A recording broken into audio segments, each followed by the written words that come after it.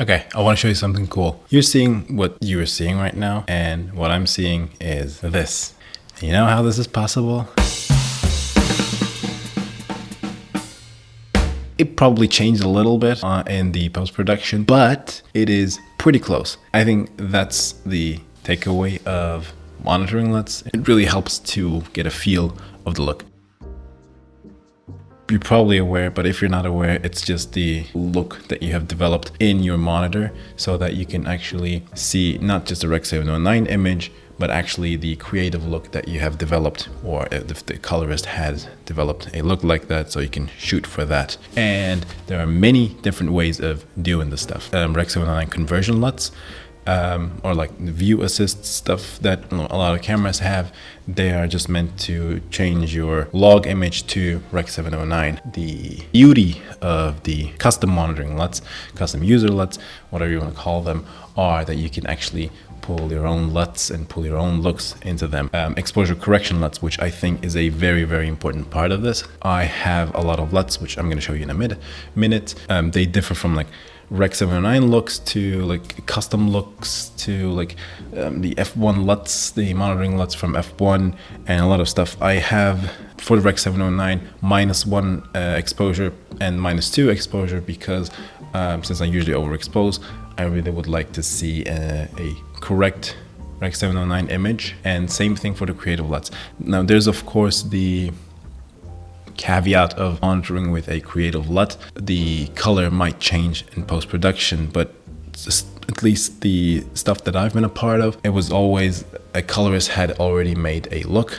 They had developed a look, and then this look has made into a monitoring LUT, and it was in monitor, and the DP or the AC was, or everyone else was seeing that image. Now, the look did change in the final product, but it wasn't like night or day difference. It was minor differences here and there, which are completely okay, but at least you know you can see what you're shooting, which is pretty cool.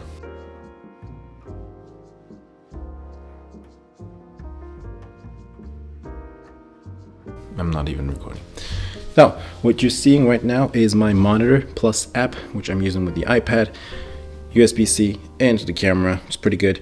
And what you're seeing right now is the log image out of the camera. Every monitor, every modern monitor, they do have 3D LUT support. Let's see which one do I have. I have the 57100, but first of all, let's just go to Rec. 709. So this is the Rec. 709 with no exposure corrections in this image. This is what you would be getting out of with just a basic CST from the log image to Rec. 709. I do also have the Rec. 709 -1 exposure and -2 exposure. Now, stuff that you need to be careful about here. Exposure stuff I have exported in DaVinci with the HDR wheels mapped to the color space and the log gamma, and then did a -1, which we're going to take a look at, but I'm saying everything here too. I did -1 in those exposure wheels because they do act very, very, very similarly to real world results. As you can see, I have a lot of creative LUTs in here. I can just show you everything. This is my like calm LUT. I will do also LUT packs because why not? I have some cool ones, and you know, I want to also show that to people. Sometime in the future, we're going to come back to them. But the ones that I've been using a lot lately are the F1 film emulation LUTs from Blaine Westrup, which I've been loving, and I've been loving the 571. So when I click on this, it just shows me the 571 LUT that I have exported as a monitoring LUT with no exposure correction though. And then I can go, since I overexpose my image, which we're going to talk about false color in a second, I can go to -1 because I know that in post-production I will probably pull it down 1 stop, and if I do -2 stops, then it's also there, but -1 stop. And now I have a, you know, very true to life, true to post-production image of what I'm trying to, what I will do. While choosing LUTs, you can also monitor your exposure with the waveforms, which is a, I think, pretty good one because you know that you're not clipping in there. But normally when I'm shooting something, before I really get to the choosing the LUT part, I check my exposure first. So this is the false color. Probably you're aware of false color, but I'm just going to show you anyhow. So false color, the difference between false color and zebras are basically false color is allowing you to monitor the exposure of the whole image, while zebras are allowing you to monitor exposure of specific areas in the image. This could be like 71 IRE, 72 IRE, or like plus minus 5 of 72 IRE, which is like 67 to 77 IRE then, which I think in mine I have set it to like 72 IRE, I'm not sure. But that is the difference. Not one tool is better than the other.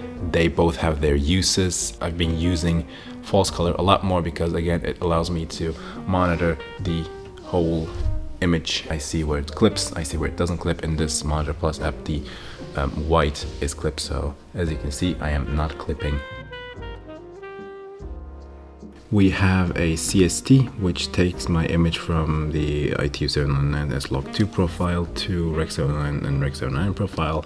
And this is the important part. For the -1 exposure, when I'm in the log profile, so before the CST, I map this to my color space and my gamma of my camera. Then I do just this -1 because this acts very similarly to what you would expect from the camera to, you know, in -1 exposure to act like.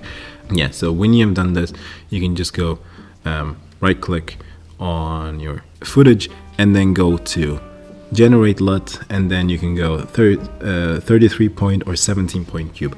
Now for the Monitor Plus app that I've been using, 33 point cube was good enough, so it could actually handle that 33 point cube, but I have seen and heard that some monitors struggle with 33 point cube. I don't know why. I can also go for 17 point cube, which is enough for the stuff, you know, for monitoring purposes. If you have a creative look, maybe like F1, which normally the note tree doesn't look like, so I just deleted a bunch of it. But if you have creative LUT, you just put the LUT in, you know, the color space transform if it needs a color space transform. And again, the HDR wheels should be should be in your own color space that your camera, or like your color space that you're grading in, should be in. It's in what it should be. Okay, you know what I mean. This is basically the -1 exposure value of that 529 LUT. This would be the 00 version. This is -1, and I could go -2 and it would look like this. Again, same thing, you just go to generate LUT, 33 point cube, and then you can just save it and load it to your monitor of choosing. I have shot the other one already, so I know that I've shown you everything that I hope that I can give you. And if you have any questions, you can always ask them in the comments down below, and I'll see you in the next one. Bye.